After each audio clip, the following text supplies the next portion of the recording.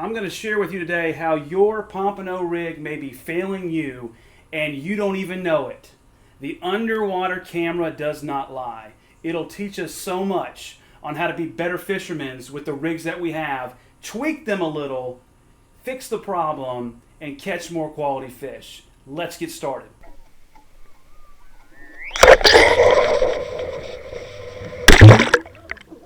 Here we are, we're in Orange Beach. I'm using a single drop rig, extra long, with a Salty McCrory's hook, float, and bead. Throwing it out in the surf. This is my very first cast. And as you can see, it hits the water. And the first thing that we can learn from this video are really how many catfish can swarm over to your bait.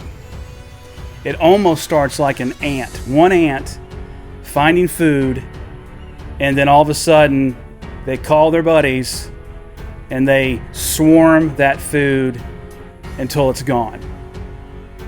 As you can see, what started with a few is now many. And this rig has failed at this point. It's going to fail anyways when you have all these catfish around it, but it has failed to stay in the water column. You can see that there's now separation from the hook falling down towards the seabed while the actual float stays on top. This is going to leave your bait vulnerable to crabs, snails, stingrays. If you've caught a stingray using a Pompano rig with a float, your float has failed and that bait has rested on the bottom of the ocean where the stingray can eat it and you can catch it. So as you can see, with this herd of catfish, they are pulverizing my bait, and the actual Pompano rig cannot recover. It will stay in this position in its entirety. Now, I would eventually reel this in. Here's the thing. When the rig fails, it takes the tension away from the actual main line. It's kind of dangling, suspended in its own little free zone, and all of a sudden, think about all these hits that are happening on that bait. I am not detecting one single bait back at the shore because it's not tight. It's basically these catfish can do whatever they want to my Pompano rig, and I'm gonna miss it. Now, these catfish are also small, and so that's another reason why I can't really detect that bite. But I would cast back in this same spot 6 times before I caught a small catfish, and that's what made me think, hey, let's cast somewhere else.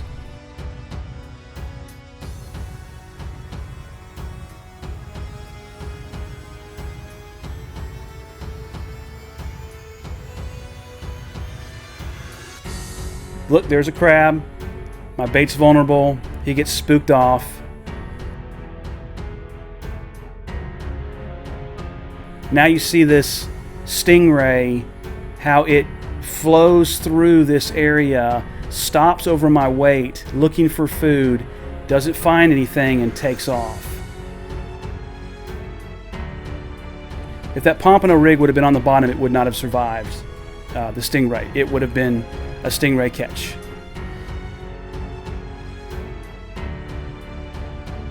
Now this rig is suspended in the water column. You can't see it because it's a really long line. But look over to the right. I'm going to freeze the frame 3 times. You're going to see a Pompano come from the top right into where the bait is actually being suspended. The Pompano rig is not failing. I didn't tweak this rig. I just put a smaller sand flea on, and there was no small fish around it to cause that tug, which makes it come off balance and where it sinks while the float rises to the top. And as you can see, boom, fish on. But this is doing the job. It's a great fight. He's a keeper. Fun times. The rig failed in the beginning, succeeded at this point. Let me show you at this point how we can fix this Pompano rig to where it won't fail, exposing the bait on the bottom of the ocean while your float is separated from it. Let's show you. I'm going to get real close here. You're not going to see my face. I want you to see what I'm doing here with the rig. As you saw in the video, when I caught the Pompano, the rig was suspended up in the water column. When those little catfish were eating it, they caused the actual float to go higher, and then all of a sudden this is exposed to bottom feeding predators. Okay?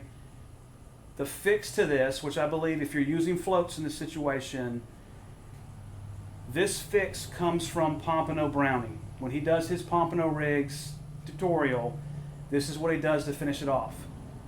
The fix is simple. It's a toothpick.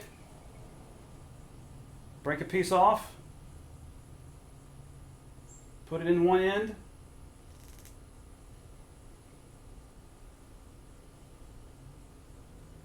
And you can finish it off by pushing that all the way in. I'll press it against my nail.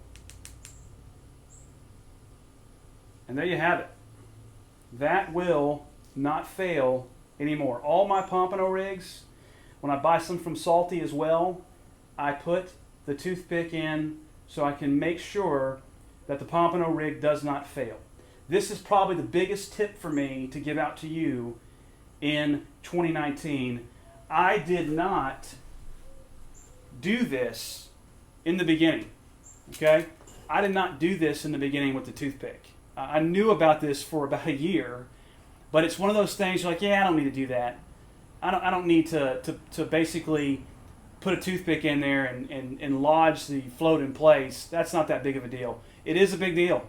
I'm a believer after seeing what's happening to my rig on the underwater cam.